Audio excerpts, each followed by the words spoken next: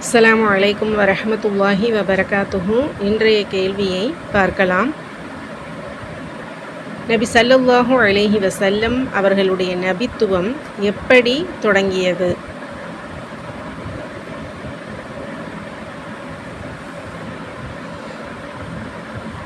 சூரத்துல் பக்கராவில் 120வது வசனத்துக்கு மேலே தப்சீர் இப்னு கசீரில் தேடினா மட்டும்தான் இதற்குண்டான பதில் கிடைக்கும். இன்ஷா அல்லாஹ் உங்களுக்கு கிடைத்த பதிலை தனிப்பட்ட முறையில் அனுப்பித்தாங்க. நேற்று கேட்கப்பட்ட கேள்வியுடைய பதிலை தெரிஞ்சுக்குவோம்.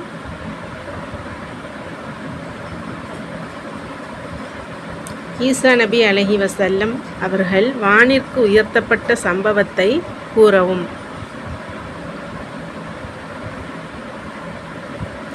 நான்காவது அத்தியாயத்தில் 150வது வசனத்துக்கு மேலே தப்சீர் இப்னு கசீரில் தேட சொல்லி க்ளூ கொடுத்துருந்தோம். மாஷா அல்லாஹ் நிறைய சகோதரிகள் சரியான பதிலை அழகான முறையில் அனுப்பி கொடுத்துருந்தாங்க. அல்லாஹ் நம்ம அனைவருடைய மார்க்க அறிவையும் மென்மேலும் அதிகப்படுத்தி தருவானாக. இதுக்குள்ளே ஆன்சரை இப்போ தெரிஞ்சுக்குவோம். தப்சீர் இப்னு கசீரில் 4வது அத்தியாயத்தில் 155லேருந்து 159 வரை உள்ள விளக்கத்தில் சொல்லப்பட்டிருக்குது. யூதர்கள் திருப்தி அடையவில்லை. அவர்கள் அக்காலத்தில் டமாஸ்கஸை ஆண்டு வந்த நட்சத்திரங்களை வணங்கும் கிரேக்க இணை வைப்பவரான மன்னனிடம் சென்றனர். பைத்துல் மக்திஸில் ஒரு மனிதன் மக்களை தவறாக வழி நடத்தி ஜெருசலேமில் பிரிவினையை உண்டாக்கி மன்னரின் குடிமக்களிடையே அமைதியின்மையை தூண்டி விடுவதாக அவர்கள் அவனிடம் கூறினர்.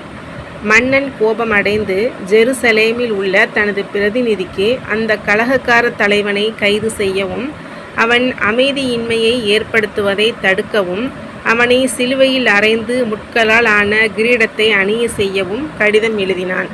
ஜெருசலேமின் பிரதிநிதி இந்த உத்தரவை பெற்றபோது சில யூதர்களுடன் ஈசா அலைஹி வஸல்லம் அவர்கள் தங்கியிருந்த வீட்டிற்கு சென்றார்.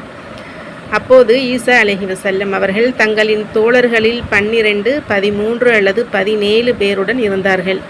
அந்த நாள் ஒரு வெள்ளிக்கிழமை மாலை நேரமாகும். அவர்கள் ஈசா அலைஹி வஸல்லம் அவர்களை சூழ்ந்து கொண்டனர். அவர்கள் விரைவில் வீட்டிற்குள் நுழைவார்கள் அல்லது தான் வீட்டை விட்டு வெளியேற வேண்டியிருக்கும் என்பதை உணர்ந்த ஈசா அலைஹி வஸல்லம் அவர்கள் தனது தோழர்களிடம், உங்களில் என்னை போன்ற தோற்றத்தை பெற முன் வருபவர் யார்? அவர் சொர்க்கத்தில் எனது தோழராக இருப்பார் என்று கேட்டார்கள். ஒரு இளைஞன் முன் வந்தான். ஆனால் ஈசா அலைஹி வஸல்லம் அவர்கள் அவன் மிகவும் இளையவன் என்று கருதினார்கள். அவர்கள் 2வது மற்றும் 3வது முறையாக கேட்டபோதும் அந்த இளைஞனே முன் வந்தான். இறுதியில் ஈசா அலைஹி வஸல்லம் அவர்கள், சரி, நீயே அந்த மனிதனாக இருப்பாய் என்று கூறினார்கள். அல்லாஹ் அந்த இளைஞனை தத்ரூபமாக ஈசா அலைஹி வஸல்லம் அவர்களின் உருவத்தில் மாற்றினான். அதே சமயம் வீட்டின் கூரையில் ஒரு துளை திறக்கப்பட ஈசா அலைஹி வஸல்லம் அவர்கள் உறக்க நிலையில் வானத்திற்கு உயர்த்தப்பட்டார்கள். அல்ஹம்துலில்லாஹ். தொடர்ந்து இணைந்திருங்கள். தினமும் ஒரு இஸ்லாமிய கேள்வியையும் அதனுடைய பதிலையும் இன்ஷா அல்லாஹ் இதன் மூலம் அறிந்து கொள்வோம். சப்போர்ட் பண்ணி சப்ஸ்கிரைப் பண்ணி ஷேர் பண்ணுங்கள். அல்ஹம்துலில்லாஹ். ஜஸாக்குமுல்லாஹு ஹைர். அஸ்ஸலாமு அலைக்கும் வரஹ்மத்துல்லாஹி வபரகாத்துஹு.